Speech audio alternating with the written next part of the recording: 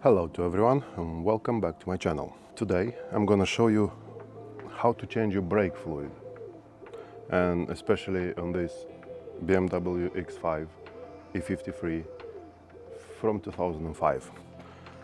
So many of you are gonna ask, why do we have to replace the brake fluid in our cars?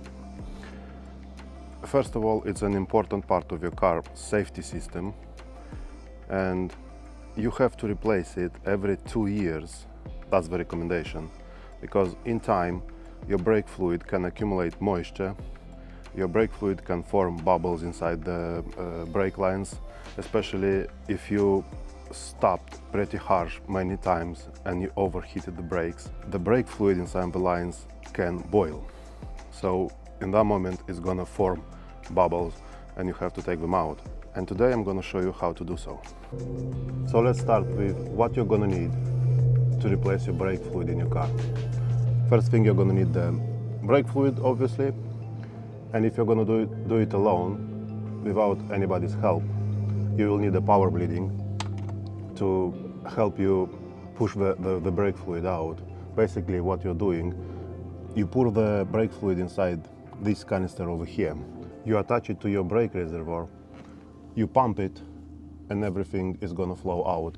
You will also need, if I remember properly, an 8mm spanner, an 8mm ratchet, and you will need a canister, you will need something where you're gonna catch all the fluid which is gonna come out from the lines, because brake fluid is a hazard to environment and it needs to be disposed properly.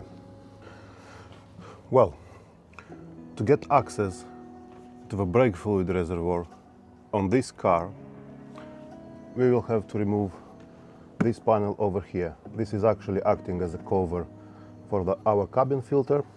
In order to do so, we have some plastic manual screws over here. So we are just turning them, release the pressure, and it should come out. I'm gonna have to remove this rubber as well.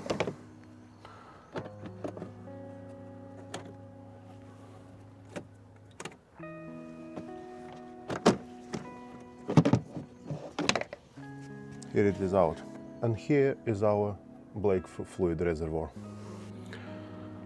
So basically this is our panel out. You just have to turn, don't know how to name them, these screws, and they're gonna release all the pressure from the panel. Basically they are just holding them in there. Got 6 of them. Just take the panel out. Here is the brake fluid reservoir. As you can see, it's nothing hard. Well, on another cars it is gonna be different. On this one it's quite easy. And I don't know if you can see, but the brake fluid, it's quite dark inside the reservoir. So to get access to the bleeding nipples, we will have to rise the car up, take the wheels off, and access the brake caliper.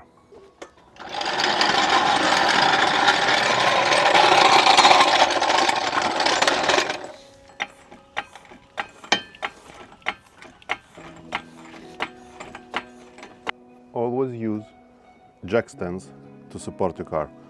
Don't rely on your jack. It has seals inside which can fail, and if they're gonna fail, everything is gonna fall down, and if you're underneath the car, you're gonna die.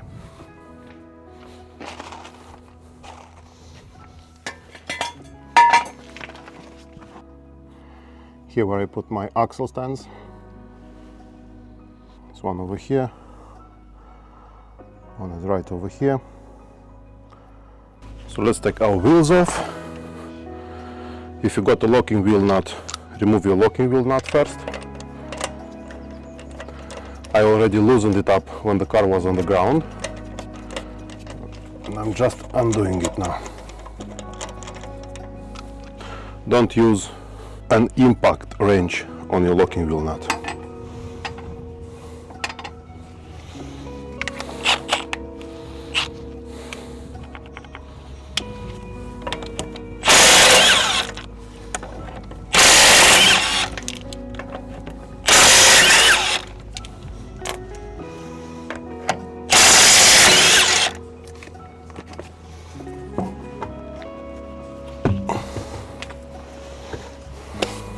This is our brake caliper.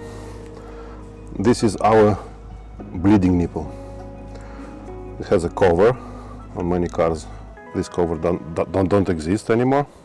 What do you want to do first of all is to crack it open. Don't put a very much amount of pressure on it, because you can break it. If you're gonna break it, it's a caliper out job and it's not gonna be funny.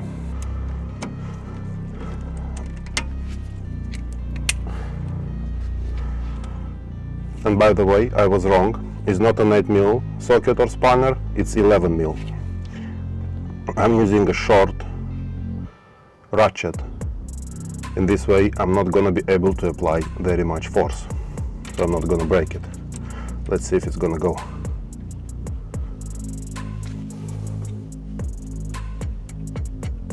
Yeah, you heard that? This one's out. Usually it's 1.5 liter up to 2 liters.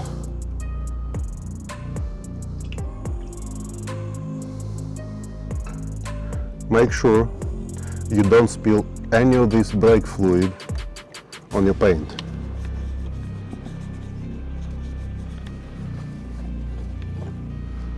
Because it's gonna ruin your paint if you're not gonna wash it out completely. So here's our brake fluid reservoir. Let's have a look inside.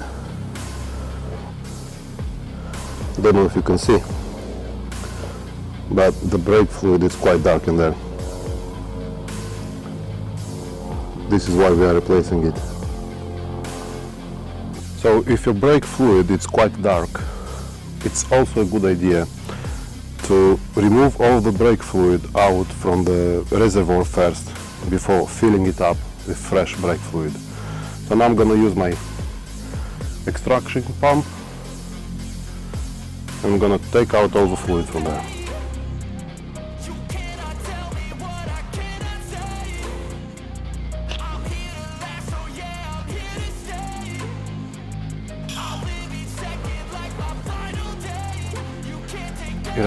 It also has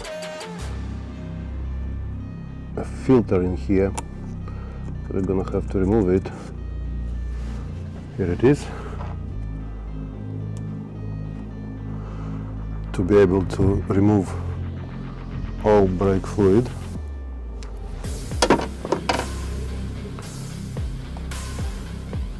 It's in our way and we cannot go past it.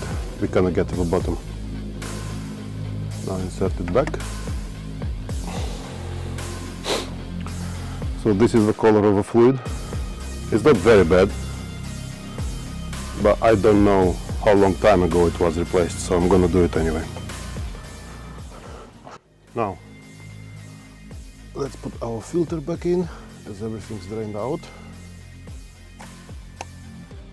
Easy. And fill the reservoir with fresh fluid.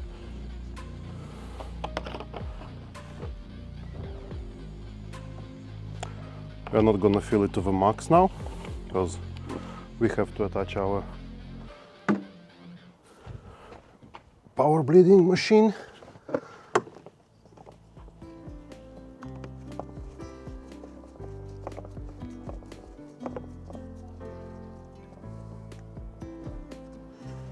Make sure it's tight.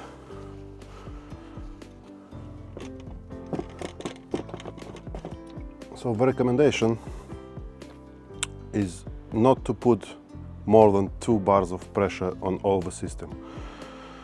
Usually I'm going by 1.5 bar, maybe 1.8, because in other way your brake fluid reservoir can pop out, can break.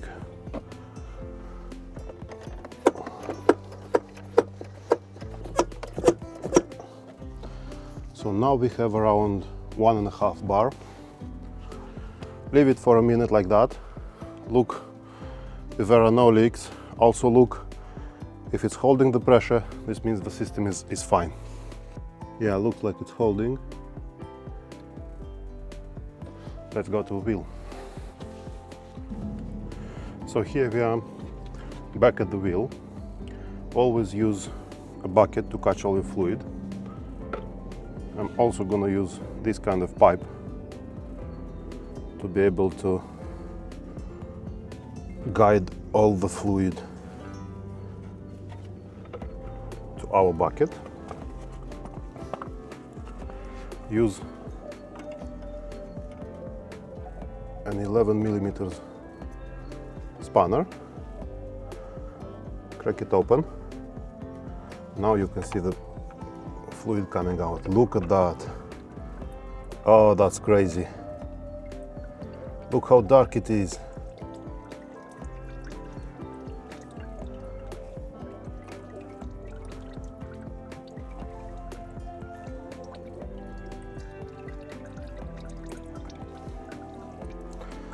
Now basically we are waiting for the fresh fluid to come out. So it basically needs to be clear. Here we have some bubbles as well. As you can see, it's changing the color already. It's not so dark. Wind.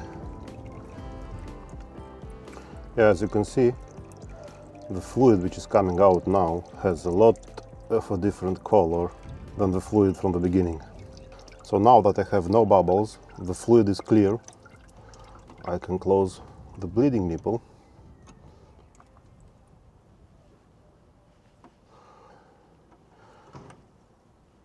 It doesn't need to be crazy tight.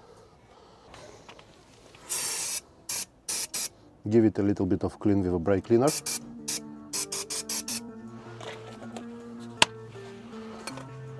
Put the protective cover back on, and we are done. This is one side done, and this line now has brand new fluid inside. Now we have to repeat it on all 4 wheels.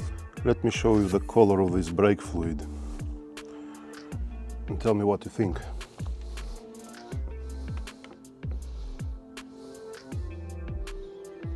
What do you think about this? How dirty it is, it's crazy. And also, I forgot to mention, to start the bleeding process, you have to, well, not to start the bleeding process, but to do the bleeding properly, you have to start the bleeding process from the brake line, which is far away from the brake reservoir. So on this car, you are starting with the back left brake line, then you are doing back right brake line, front left and front right. This is the recommendations from the BMW, and it's the same for all cars. Yeah, this is all. After you've done with all 4 wheels, your brakes should work perfectly fine and you shouldn't have any problems. If you like this video and you found something interesting or something new for you, please consider to subscribe or give me a like or leave me a comment.